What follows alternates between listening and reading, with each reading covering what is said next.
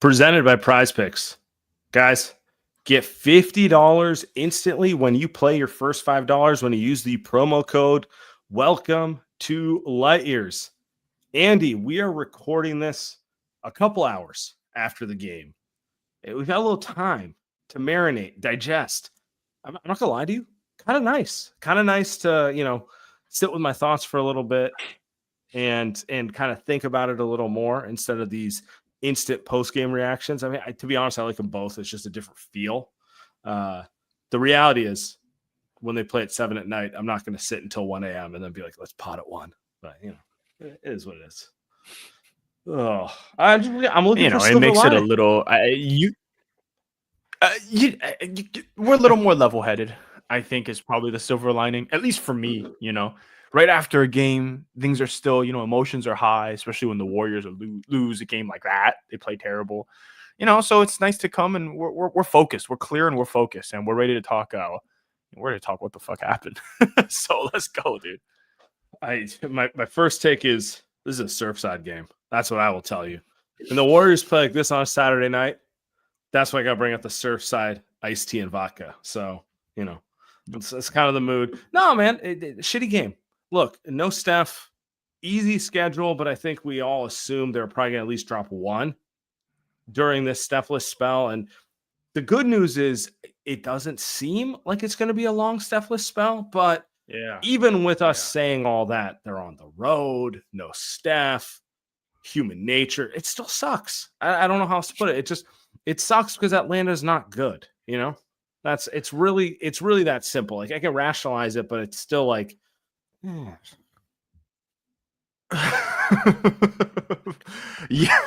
Be real though, like that's how you feel. You cracked me up with the last one. I mean, first off, Steph not being out for that long is nice. I was a little surprised. I kind of thought he'd be out for at least a week to 2 weeks. Seems like he might be back in a week, maybe even earlier, though. I kind of doubt it, but seems like he'll be back in about a week or so. Anytime they drop the reevaluate, usually you think maybe the game after the reevaluation or the second game after the reevaluation, right? Like they don't just, hey, we'll reevaluate and then you're out another week unless it's like a setback. So I thought that was good news for the Warriors. But yeah, for this game, the Warriors, I know they haven't won in Atlanta in a while, and you can kind of see why. It's a long flight. I'm going to do the Fitz. It's a long flight. They just played. See, I know, but they just played 2 days ago at home, and then they fly all the way into Atlanta. They got to play a team that I think they're probably they're not bad. They're not terrible. They're not the Chicago. I'm watching the Chicago Bulls right now against the Lakers. That's a terrible basketball team. Yes. The Hawks are not a bad team. They have a really good guy in Trae Young who keeps their floor high. And then they've got a lot of role players that, if you fuck around, they'll get hot at home, right? And we saw that's what happened tonight.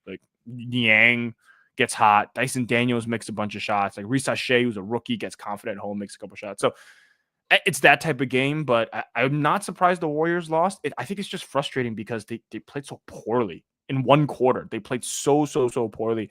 And you're like, dude, if you're going to go down 20 points in the first quarter, y'all don't deserve to win at all. Yeah. How bad you play. Yeah, and the other part of it is okay, this is the 20th game since the Jimmy trade. So they're 16-4. If I told you to be 16-4 before the trade, you'd be like, fuck yeah, that's great, And if I told you they were going to lose a game without Steph, you'd be like, that's what happens. But the reality is they're also in a very tight Western Conference where they don't have a lot of margin. And, they did that to themselves. So that's the other frustration behind it. If this was the beginning of the season, they're 16-4, I'd be annoyed, right, but not the same level. But, knowing that the Clippers are a game behind them and, they could get up to 5 or they could be 8 if they lose the next game, those type of things that kind of heightens everything. We're in the money end of the season. It is what it is. Right. And these are games that I think normally they would lose too. This isn't a game where that Denver game was unacceptable. That was one where you're like, that's the one. Yeah. That's the one I think is painful. And they were talking about it should have been a 7-home homestand. I watched this game and I'm like, It's just not that surprising to me that they lose this game. No, we're gonna talk about some of the things that they could do better, but these are the type of games that they've lost forever. Your Yeah, point. first game cross country flight. You've played a lot of games. You give one away. Like, this is why teams don't go 73-9. You know, even like the Cleveland Cavs. You watch them right now. Like they look like they're gonna settle into like 62 wins or something in that range, because it's hard to win that many games. This is why you said it earlier. Just reemphasize the point. This is why you don't lose half the games you lost in the early of the season, right? Because whether it be in crunch time, or you lose in Utah, or you lose, like, name the game, Sam. Name the damn game. It feels like we haven't had one of these discussions in weeks, because they haven't. 16-4 with Jimmy Butler, 16-3 with him in the lineup, right? So, so yeah, I if we see this again in Miami, then you and I are gonna sit here and have a different discussion. But I do feel like this is just one of those games. Yeah, and so let's get to it. I don't want to spend all the time in the world on this specific game, but the box score in some ways tells it. Jimmy plus 11. The Warriors lost by 9. When Jimmy was on the floor, they won this game, even though they played disgusting in the first quarter. When he was off the floor, they bled the game away. Yep. You could say they looked tired, they looked slow. They definitely didn't defend in the first quarter, and that's probably the biggest thing. Like, my biggest takeaway from this game is I like this team, but they're not explosive enough to sleepwalk a first quarter. The 2015 Warriors, they could, because Steph and Clay could hit 10 threes in a quarter combined.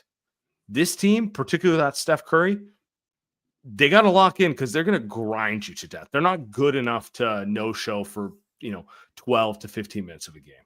No, that's the big part of it. You can't come in with the effort that they had in the first quarter. I thought it was one of those where, actually, you know what? Let's go to it. I like the comment here. This team totally lacks shooting talent. It's hard, because we're talking about this defense allowing 40 points in the first quarter. But to me, it's kind of goes back to the same thing as earlier in the season. Yeah, your defense is struggling, but a lot of it to me, Sam, is like you're working so hard offensively to get a good shot. So hard. You can't just go 48 minutes of, all right, let's give the ball to Jimmy Butler and let's just have him try to dissect an offense. Like, he's 35 years old. This is why LeBron wants to play with it. Even like Austin Reeves is perfect for a guy. You just can't have a guy like that with one guy hold the ball and make decisions for 12 minutes. Yeah. In crunch time, yes. This team in crunch time, you look at the way they play defense and offense, like they're really good, but you can't do it for 48 minutes. And when you take the foot off the gas for the first 12, you've got to find guys that are good enough to lead. And that's not right. Like, that's just not what happens. I guess this is kind of what happens when you have an older team. Like, the first, at least your best players, at least like Jimmy is the oldest, like an older player. The first 12 minutes are going to be like, because let's be real. If Steph played tonight, they kind of probably have the same first quarter. Because Steph is a guy that he doesn't do anything in the first, not because he doesn't. Yeah, he's not looking to get other guys going. Yeah. He's setting screens. He's feeling it out. The difference is if they have Steph, there's a better chance of that explosion coming. Of course. Which, they still scored 115, which, like, fine. I mean, it kind of speaks to Atlanta being terrible on defense more than anything, right? But, like, yeah, to your point, like, they have to work so hard offensively. I actually think we were talking about this. That's one of the most underrated qualities of Steph. People always focus on, like, oh, he's not a good defender. He's not a two-way player like Michael Jordan or LeBron or these guys. And it's like, that's true. Like, objectively, he's 6'3". He's not, 6'7" with like a 7-foot wingspan doing those things. But just the volume of lineups he makes work. He lets you put defense and just he lets players rest on offense or play easy offense because he's so terrifying. That makes them better defenders. It does. Like, it does feed itself. I thought a lot of tonight's game was they had to work so hard. They obviously didn't have Steph, but they also don't even have like a Lou Williams or like Quentin Grimes. They could use a Quentin Grimes. You know what I'm saying? Like just like a heat check guy. He's not consistent enough to be the main guy on a team, which is why he's not. But probably relishing these moments when Steph's out, when he knows he's getting 20 shots. But they need that kind of guy. I don't know if needs the right word, but like you feel the absence of that kind of guy on a night like tonight, because I thought Pods played a hell of a game offensively, but he still labored to get 19 points. He's still very much figuring his offense out. Same with Moody. Yeah, Moody had 20. Those two dudes are, I think they're really good players. I actually love the way they're progressing, but they just are not going to explode for 40 the way Grimes is. You know, like it's just, it's not in their nature. It's not in their skill set to be like, oh, I'm feeling it. Nobody can guard me right now type of guy.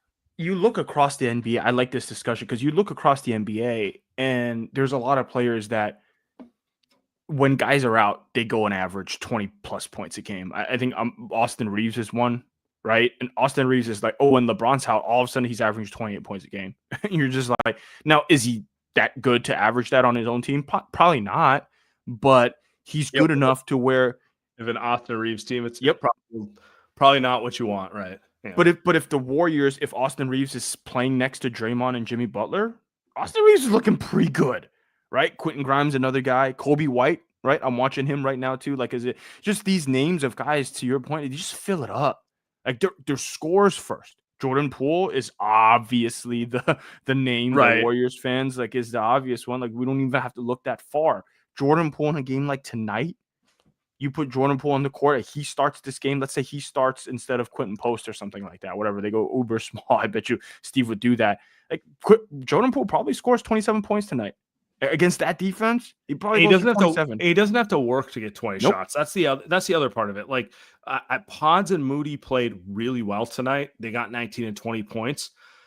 They passed up a lot of shots because they couldn't get shots off because they're not that quick. They're not like pure scores. Like, to your Poole point, there's a realistic chance Poole goes 5 for 20, but he can get 20 shots up. He can get a shot up at any time he wants. And you can't say that about Pods or Moody, at least at this stage of their career, which is, it's fine. They do other things. I'm not necessarily looking at them to be that type of player, but you just realize when you're missing just a pure scorer in games like tonight.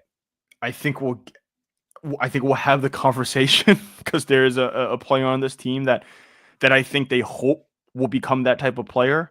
But obviously he's not that. He definitely wasn't that tonight. But I think that is a big thing. I think people, when you look at the way this team gets points, is probably more important. The process of how Moody and Pod scores is more important than what the numbers actually are. Because in theory, them averaging 40 points together is very good. But they play 35 minutes, 36 minutes on a team that's begging them to take shots. There's nobody else on this team that can shoot, right?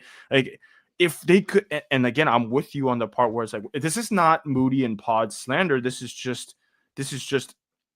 their fit. This is kind of what happened with the Warriors pre-Jimmy. When you elevate these guys to a level that they have to play, like one level higher, it's so much harder because they're not that type of players. Now, Steph comes back, all of a sudden Moody and Pods, all you got to do is lock in defensively, right? All you got to do is just guard Trey, and then you make a couple big threes, boom, they look unbelievable. Right? That's all it is. And I think the other part of it is, I hope Warrior fans have figured this out by now. Jimmy is an amazing player, a winning player. He makes everyone better. I don't know if Quentin Post has this renaissance without Jimmy. I know he was playing well before the Jimmy trade, but I feel like Jimmy really kind of brings it out of Post just with his playmaking. He doesn't want to score 40. He's also not that type of player.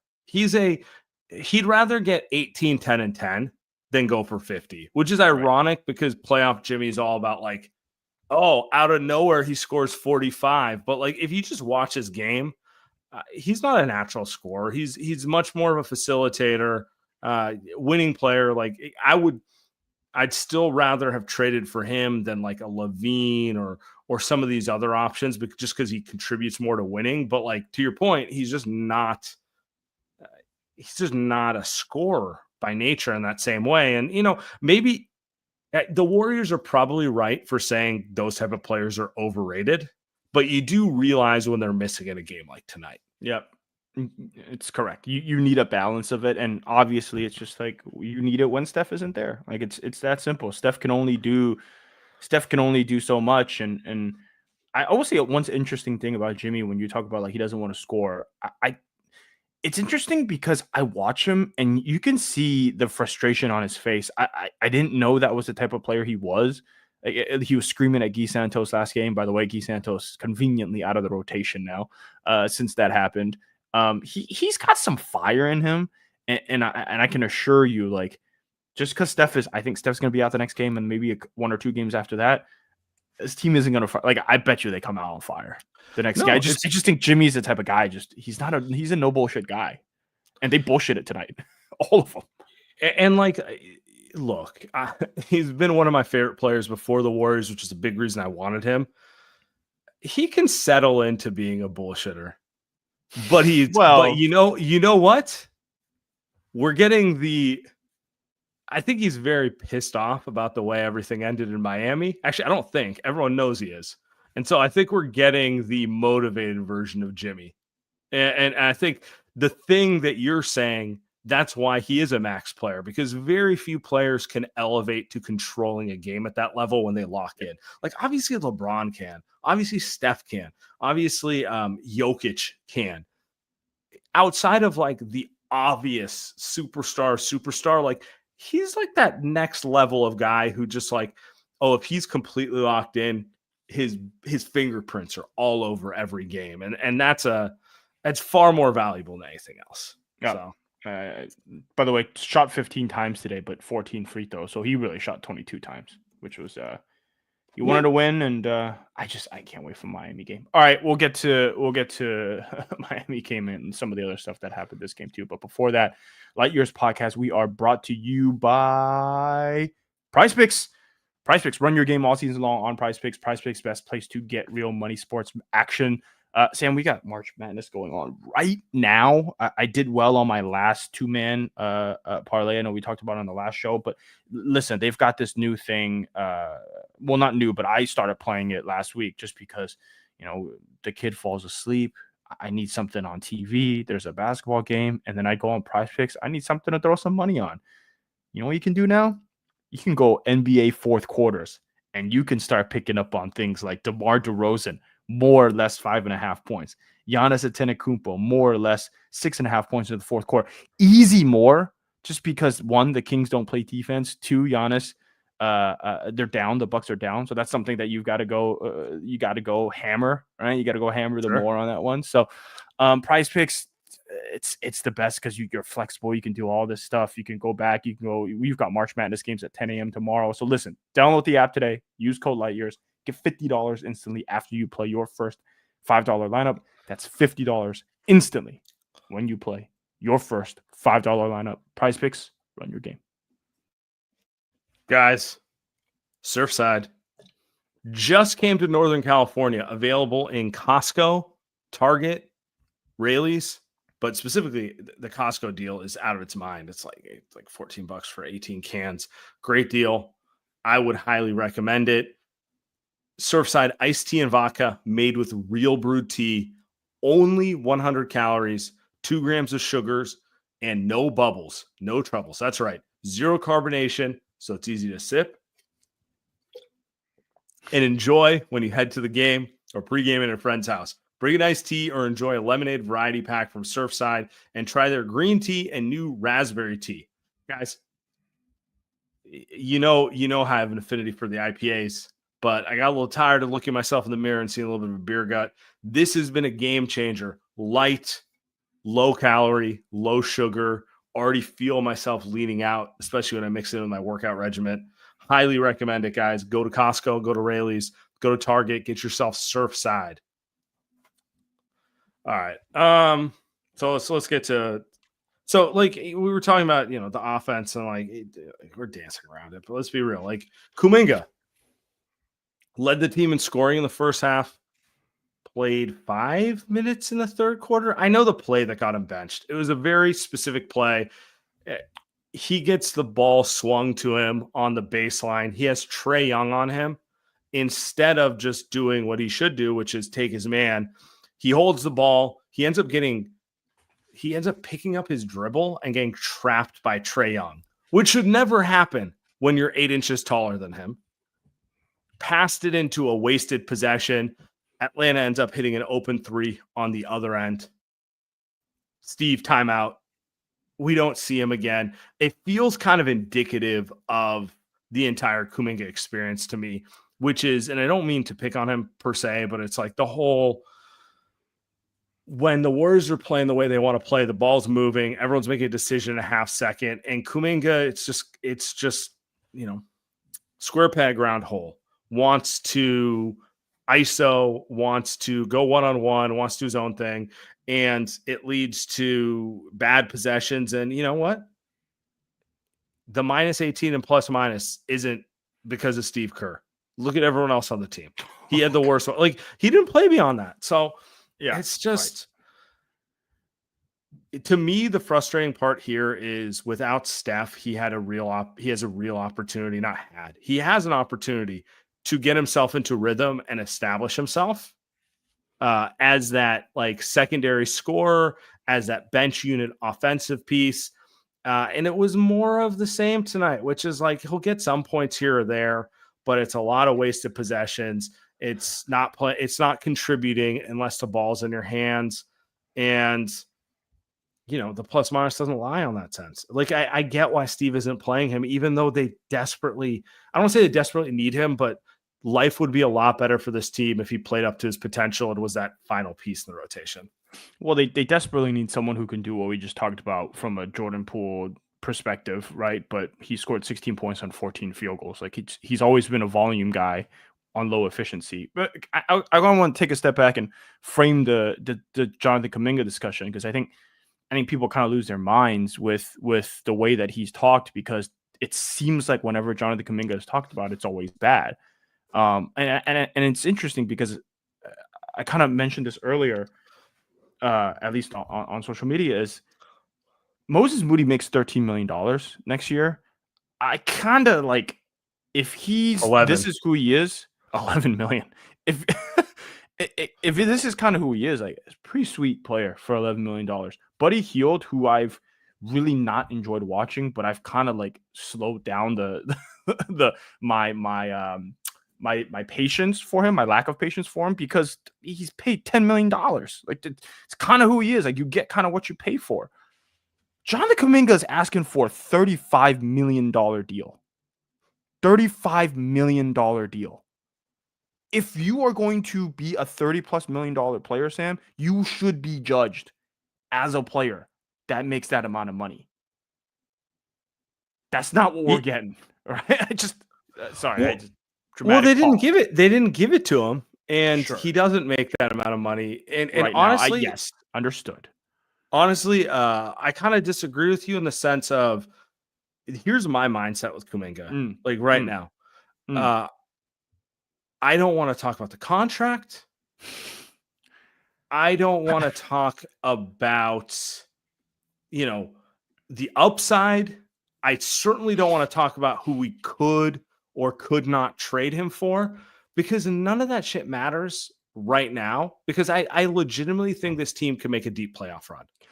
And for me, and I have opinions on all of that, and I have, I mean, you talk to me, like, I have opinions across the board on all that sort of stuff, but none of it's going to get resolved until June. Like, we're not really going to know his contract situation until June. We're not really going to know if the trades are on the table or July. Sorry, but you know what I'm saying. I just want him to figure out a way in which he can contribute to this team positively for a playoff run, because they have the potential to win the West. They really do. The West is wide open. I don't give a fuck what OKC's record is. I'm not that impressed by them. Yeah, there are really good teams. They could also lose early. I'm going to be honest with you. But they're very much in the mix. And part of being in the mix is getting every player to contribute in some capacity. And right now, if this play continues, he's getting DMP'd in playoffs. Well, he's just getting DMP'd. I think the point of the conversation is that he's really a lightning rod, because you just can't bench Jonathan Kuminga. You can't. He played 22 minutes tonight, and Steve Kerr benched him in the entire fourth quarter. And honestly, sometimes with him, you probably want to bench him after the first quarter, but you can't. Right? You can't give Jonathan Kuminga the Guy Santos treatment. There's too much riding on him. There's too much because he wants to get paid. I just that's why I say that. He's so much part of this conversation because they've built him up to be, and Draymond talks about this all the time, and I think he genuinely believes it, that they need him to make it deep in the playoffs, and maybe they do. They probably do actually, which is maybe the argument that they won't make it deep in the playoffs. But the issue with this team too, with Kuminga, is that they can't just DNP him. They can't. That's maybe if he was a rookie, because that's what they did when they won the championship. But right now, the politics are that they want to get him involved to a point where he looks good enough to where he gets paid. And isn't that injury took it's not his fault. That injury took a whole hell of a lot of it, right? And then the Warriors picked up a player that actually helped them win basketball games. Because you got to remember, like, everybody's like, oh, he was so good before the injury. The team fucking sucked. So yeah, he was good. I don't give a shit. Like, good. He played well. So yes, he probably gets $30 million because of the way he's playing, but the team sucks. The team was a 500 team. The expectations have changed. Right now, they're 41-30. They're 16-14 since they got Jimmy. They very much have a realistic chance at making noise in the playoffs. And maybe we're wrong. Maybe they lose in round one. Maybe they don't make noise. But like, they are actually playing for something instead of rebuilding. In January, it was like, fuck, man, this season's going nowhere. Give Kuminga 35 minutes. Let's see what happens by April. That's where I was at. Right now, they're not in that context. And I think the other point to make about it is the other young players, when they're not contributing offensively, contribute in different ways. Like Pods is a great rebounder. He's a great passer. Sneakily a solid defender. He's also probably not as good defender as he thinks he is, so that leads to some bad gambling. But like, he contributes in a good. He's good defensively. Moody spaces the floor, defends, gets to loose balls. Kuminga tonight, 2 rebounds. TJD had more rebounds than him in 4 minutes. Like, it's like, again, single game analysis, but like, I don't need to pull up the stats. Watch the game. He didn't do anything. He didn't get the ball in his hands.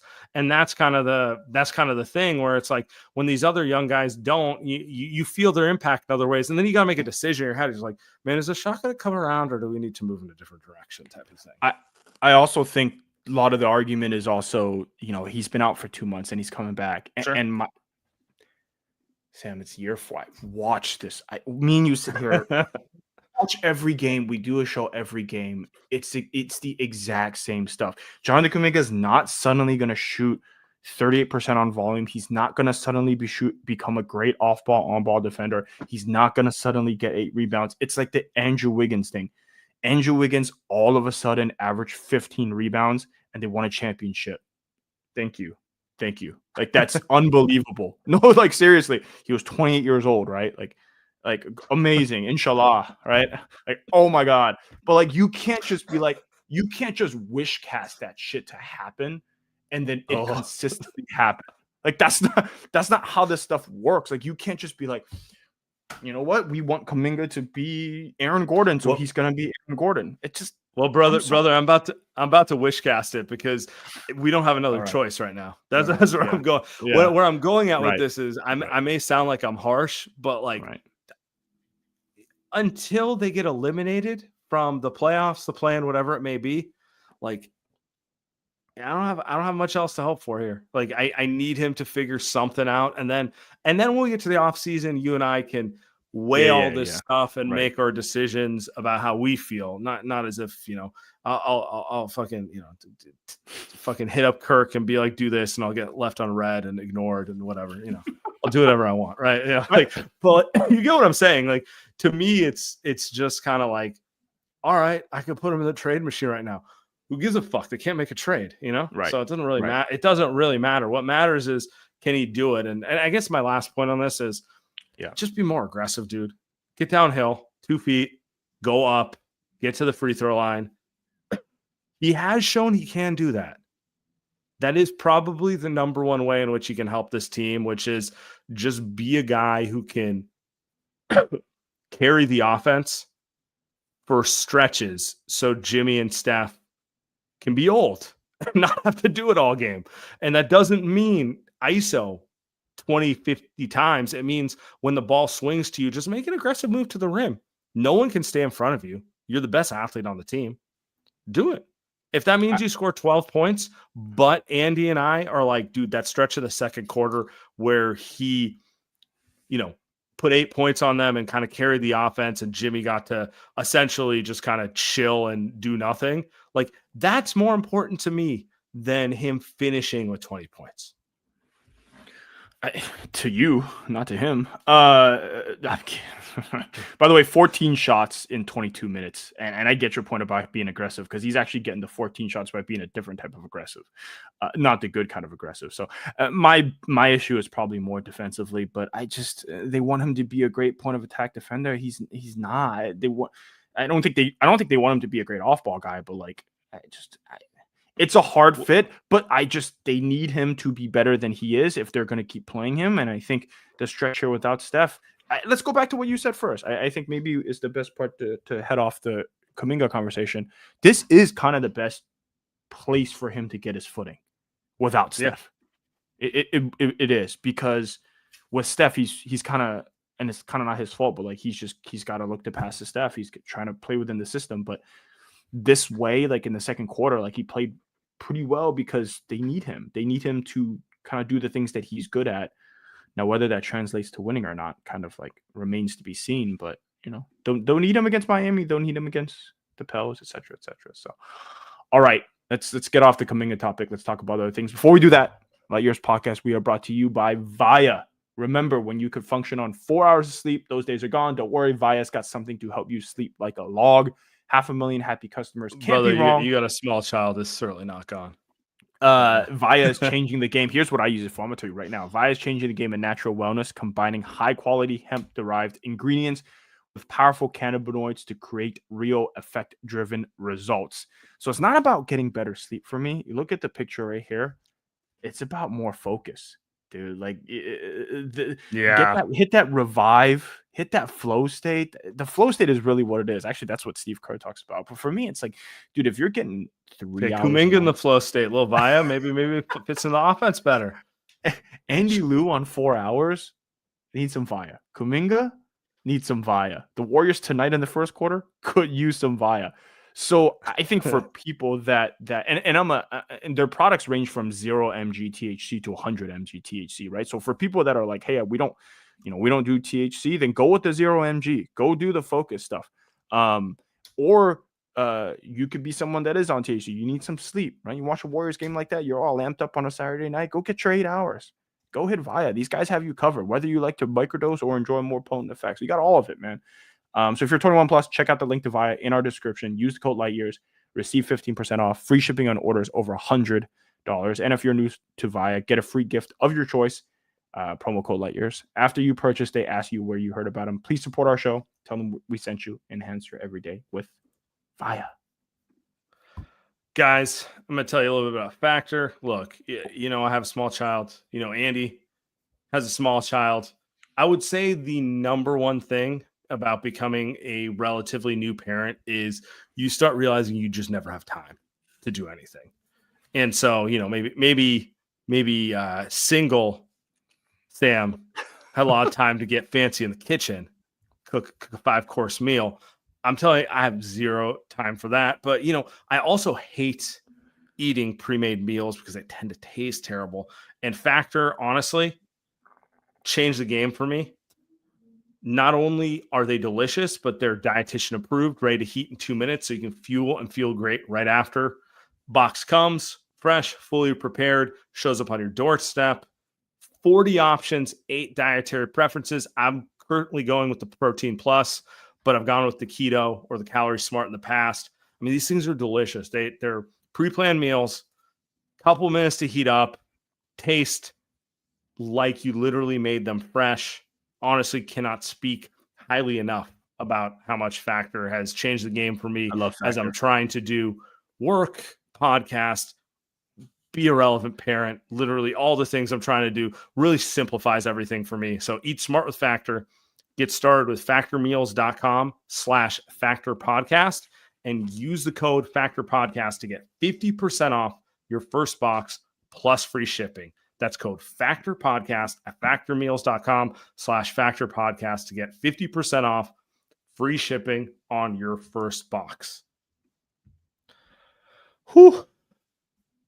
Really, like life at this point is really just about like, how can I be more efficient with my time? And have you ever seen that clip of that dude who's like, oh I'm boy, redefine the day, 3 6-hour days. That I watched that, I'm like, And then when I'm saying to myself, that's not a bad idea, that's when I realize I just need to get a little sleep and reprogram, because I don't need to change time. I just need to be better with my time. Have you seen the new video of the dude that's super jacked, that's putting his head in the ice water, in the ice? Oh yeah, my water? morning routine. Yeah. Oh my Up God. at 3:54. It's like, hey man, I want the 3:54 too, but not like that. When I'm up at 3:54, it's not for reasons I want to be. Oh, that's a good ad. I will say that the Saratoga, I'm a sparkling water guy, so I get it. No, that video is hilarious, because it's who has 4 hours before their workday starts every day. It didn't seem like he was working either. What a legend.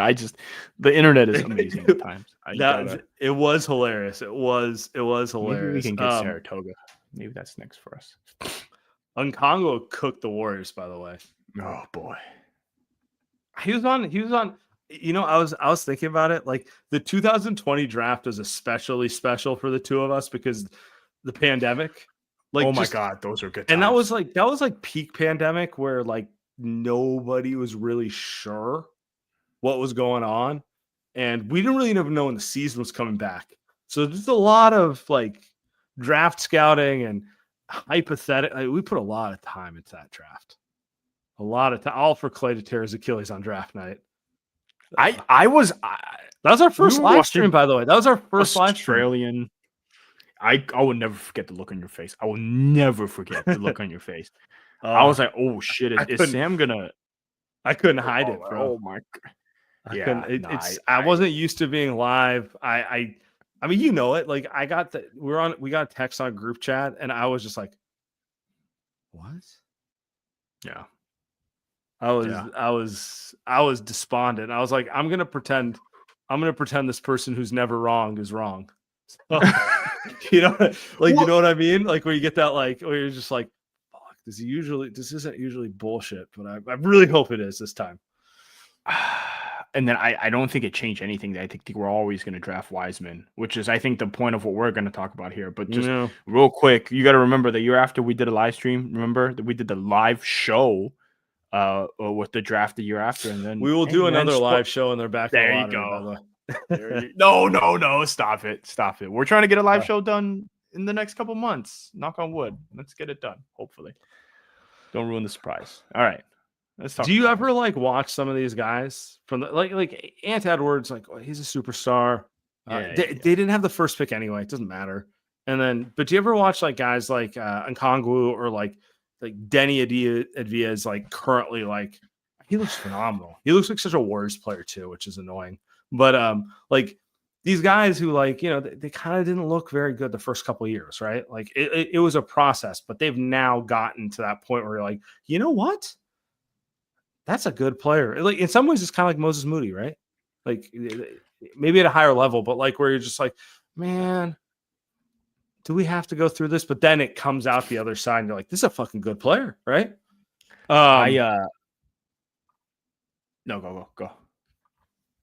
I was gonna say I had nothing else to say. I was just gonna say, do you ever watch these guys and just like get that whole man? It's just, everything would be a little different and better if they just did it. Like, essentially, they made the worst pick in the draft. I'm sorry, they just like.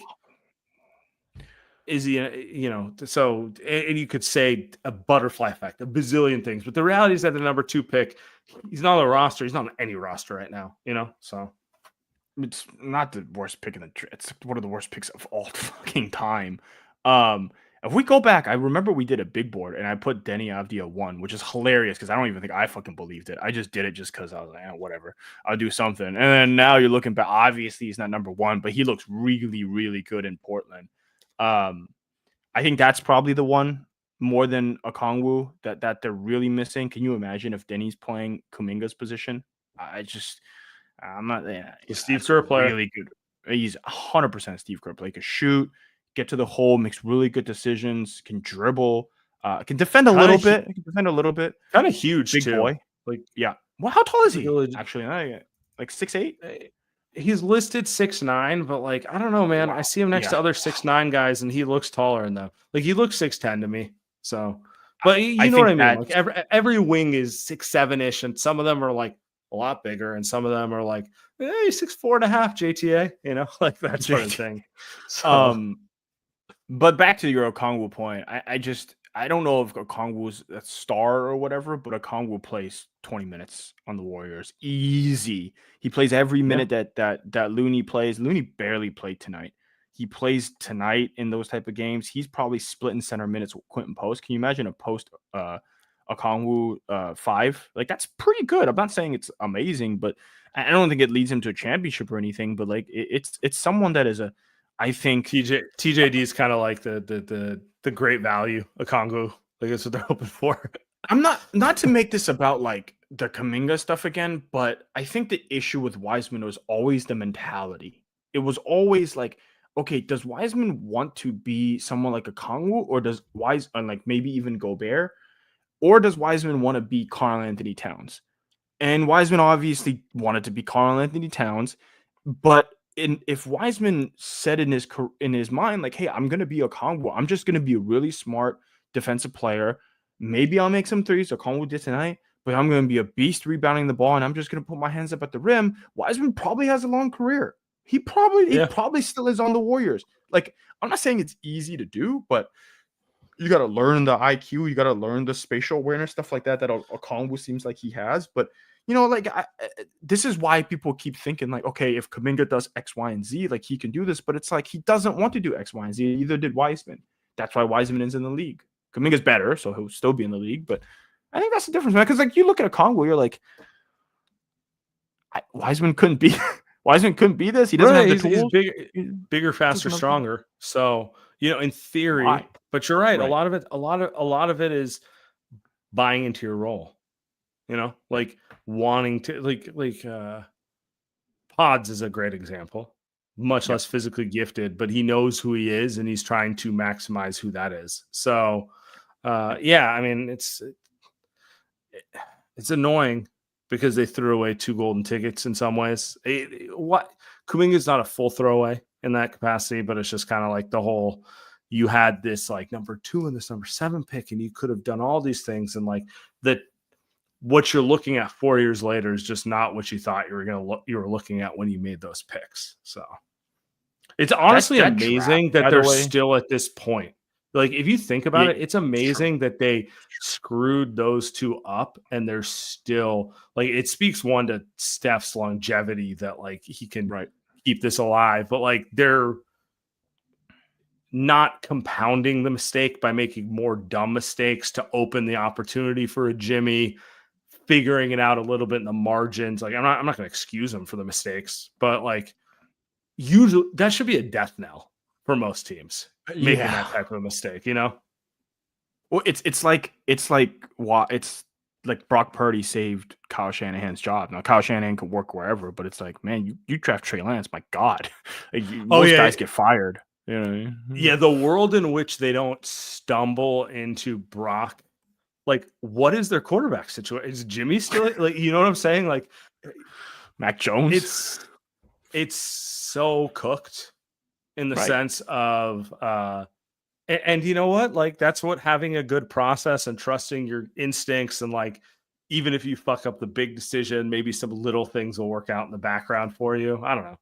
Yeah, it's whatever. They got saved. Shout out to the Warriors for at least being smart enough to, I mean, those were very arrogant moves.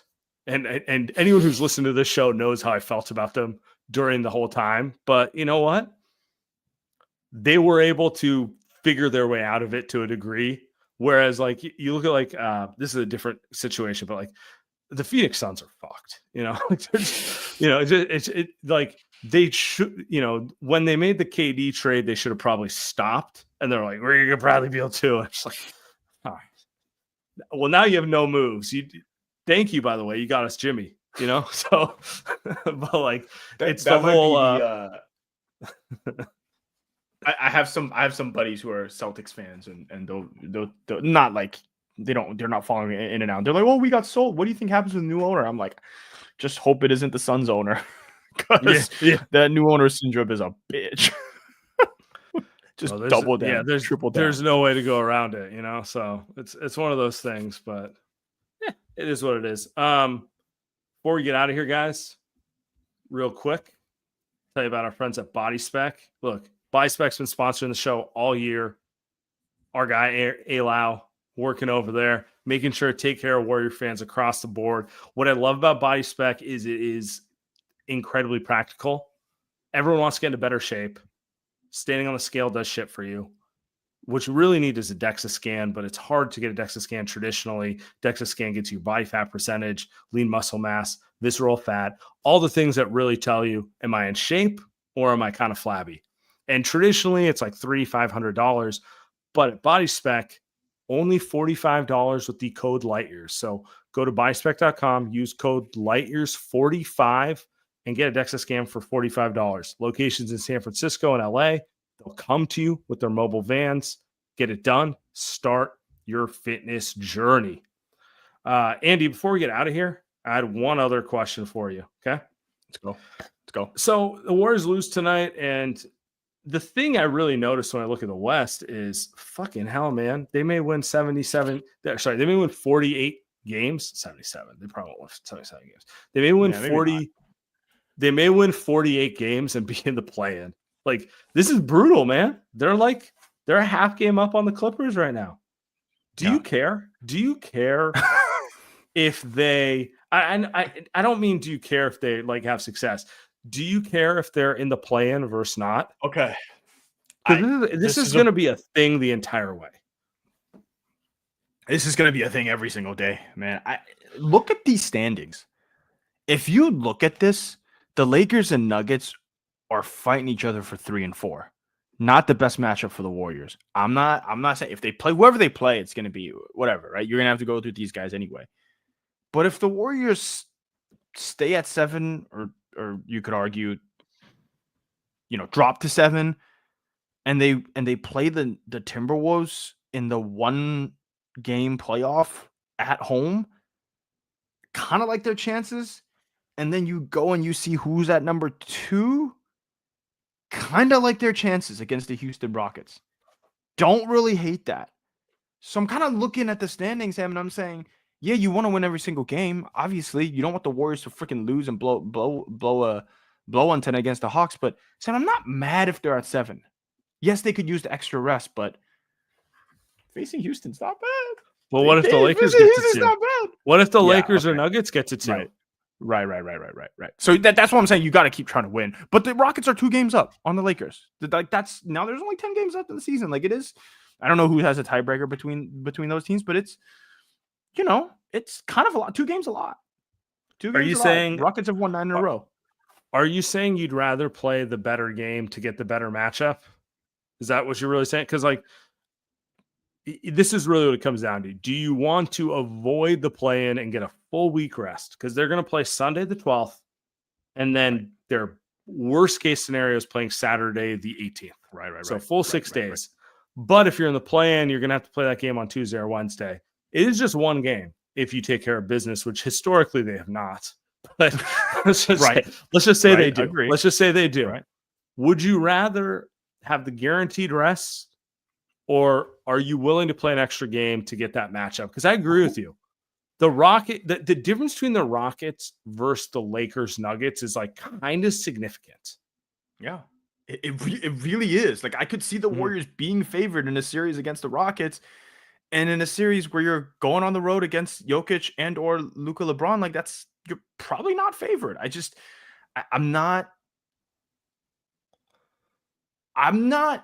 The Warriors were not good in the play-in. They lost playing games because it was Steph and Draymond, and they didn't have another guy. They have Jimmy Butler in a 1-game playoff with Steph at home. Taking my chances. If you're telling me that I get the Rockets, I'm taking my chances.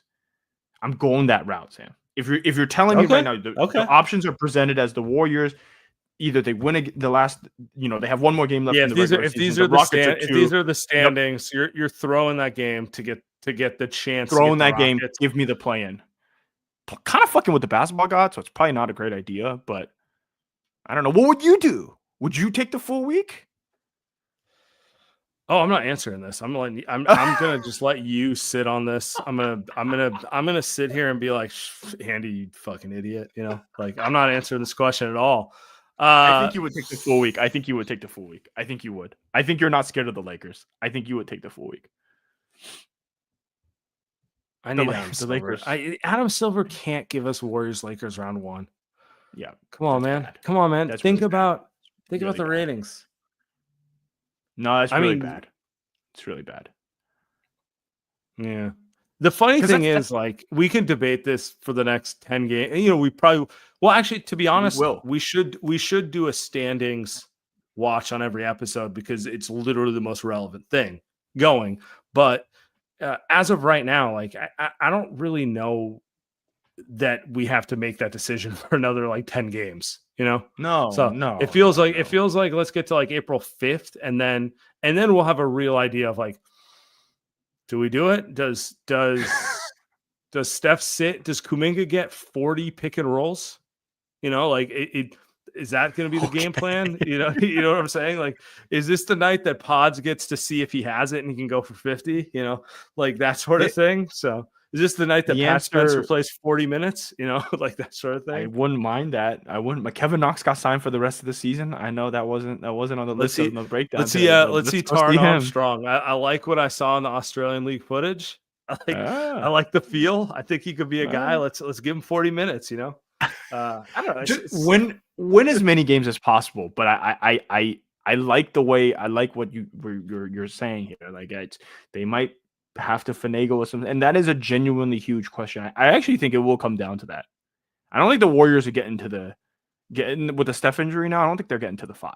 I think it's either 6 or 7. If he didn't get hurt, there's a very realistic chance they're in the 4 or 5. Right now, it's you never know. The Grizzlies look awful. Like there's a real chance, but I guess honestly, the real boring answer is something to monitor, but we probably need to play another 4 to 5 games before we really have this conversation because they're still too bunched up. Still too bunched up. All right. Now playing's good. Playing's good for the NBA. Adam Silver did something right. All right. We'll go. Is it? Well, whatever. All right, guys. Before we get out of here, let's talk about it. Okay.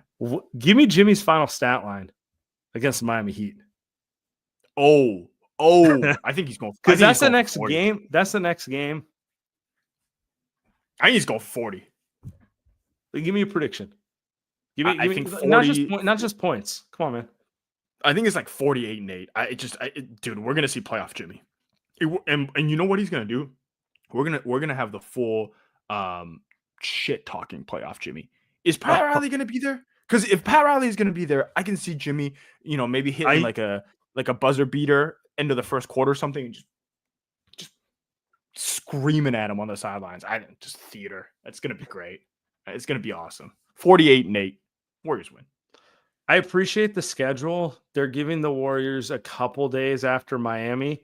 So in theory, the boys can save their Miami night for after the game, not before it. Oh boy. Because the only thing I know about the Warriors is when they go to Miami, oh boy, it's Steph save us mode because he's the only one who was responsible the night before. Go look at Steph's box scores in Miami. 48, 46, 50. It's a lot of that, and it's a lot of Draymond getting like 4, 4, and 8, but a key block in the 4th when he finally sobered up. So the Warriors have two days off before the Miami game and 2 days off after. That's dangerous. That's dangerous too. That's dangerous too. I don't think they're in Atlanta. I don't think Draymond's showing Atlanta. They're in Atlanta Saturday night, and then they're going to Miami. That's dangerous. That's dangerous. I just hope they're like, we don't need to go out Monday nights in Miami because we got Tuesday and Wednesday night. Yeah. I think we they're got going out on Tuesday Monday and night.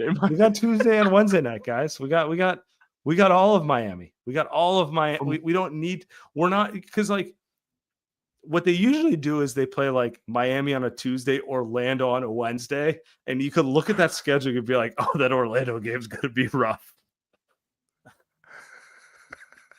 The things I've heard about Miami, you know what?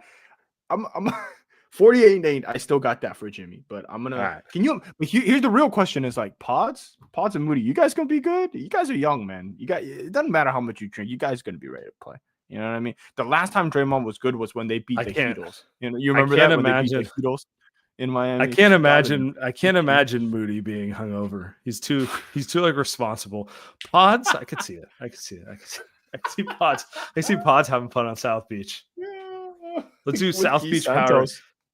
South Beach Santos. Kuminga definitely. Kuminga. Yeah. Also used to like.